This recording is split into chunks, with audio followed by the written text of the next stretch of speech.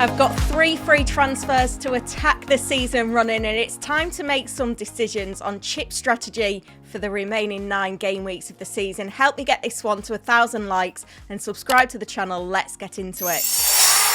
I've had a little break since I last uploaded a video, but now, having had the FA Cup quarterfinals last weekend, we now know what the rest of the season should shape up like. There are some predictions in here looking at the latest spreadsheet from Ben Crellin, but this is definitely going to guide transfer plans going forward. And the team that are high on the agenda are Crystal Palace, because we know they double in 32. They've got a predicted double in game week 33 as well.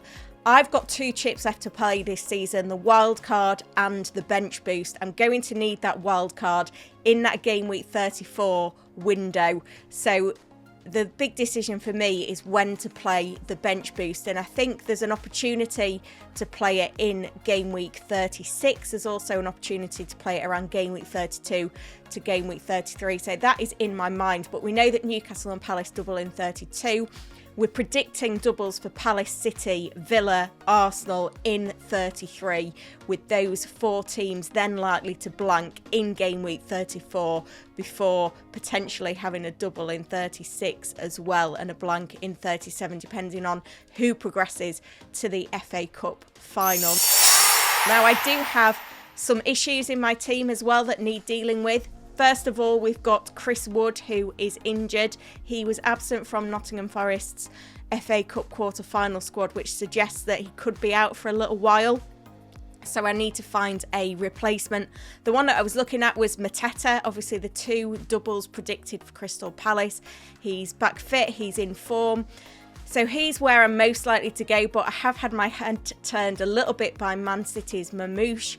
Haaland looks like he's picked up a little injury, which could lead to minutes for Mamouche. It is a little bit riskier. A great entry point, though, this week with Leicester at home, followed by a potential double with Everton and Aston Villa in game week 33. Looking at the rest of my attack, it kind of looks in good shape at the moment. Turning my eye to the defence, I've got Trent, who's a significant injury doubt, and looking at the fixtures for the other players in my defence this week, it feels like Trent is a problem that needs dealing with now to really capitalise. 2 potential options here, sticking with Crystal Palace. Munoz, one of the most attacking defenders in the game this season, 3 goals, 5 assists. I could go with him.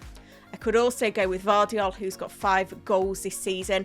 It does feel a little bit of a split decision between this pair, but I think the extra fixture just edges Munoz there. I feel like I do trust Crystal Palace a little bit more at the moment than I do Manchester City, so he's likely to come in there. That's 2 free transfers. As I mentioned, I've got 3 free transfers, and I do feel like I'll potentially have an opportunity to bench boost in 32 or 33.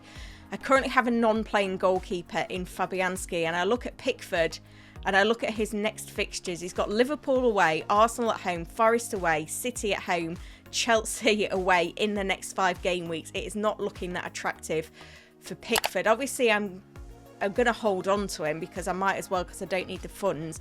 But to go Fabianski out, I feel like there's an opportunity to bring in a different goalkeeper, and the one I'm looking at, sticking with Crystal Palace again, is Dean Henderson, who's kept 3 clean sheets in the last 5 game weeks. Obviously Southampton away this week, and then a double in game week 32, followed by a predicted double in game week 33 as well.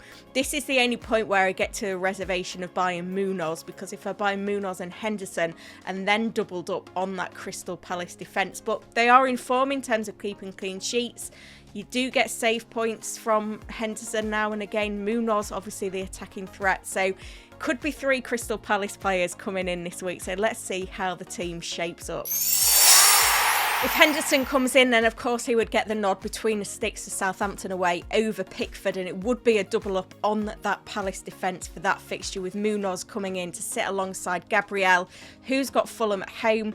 Do I play Konza, Robinson or Vandenberg in that 3rd spot? I don't fancy clean sheets from any of them looking at the fixtures. Robinson, though, has got the assist potential. 10 assists this season is remarkable. So he will come in as well into the midfield, and I think it's going to be a traditional 3-4-3 again this week. Salah, obviously, Merseyside derby for him. Palmer, I'm hoping, is going to be fit for the visit of Spurs.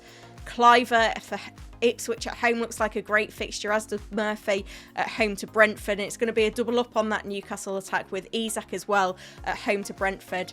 Mateta travelling to Southampton, and then Watkins away at Brighton. He returned to the matchday squad in the FA Cup last weekend, so he looks to be fit now as well. So that's a promising team with Rodgers on the bench for Brighton away. I think captaincy is an easy decision this week with Haaland potentially out. I think Salah at home to Everton feels like a good enough fixture. Double digits in the reverse fixture, so plenty of promise for him in this one as well. I think Isak probably would get the vice-captain for Brentford at home as well. That puts me in good shape. Obviously, I wouldn't have any free transfers going into 31, but I could probably hopefully roll for the next couple of game weeks. Maybe get the bench boost played as well.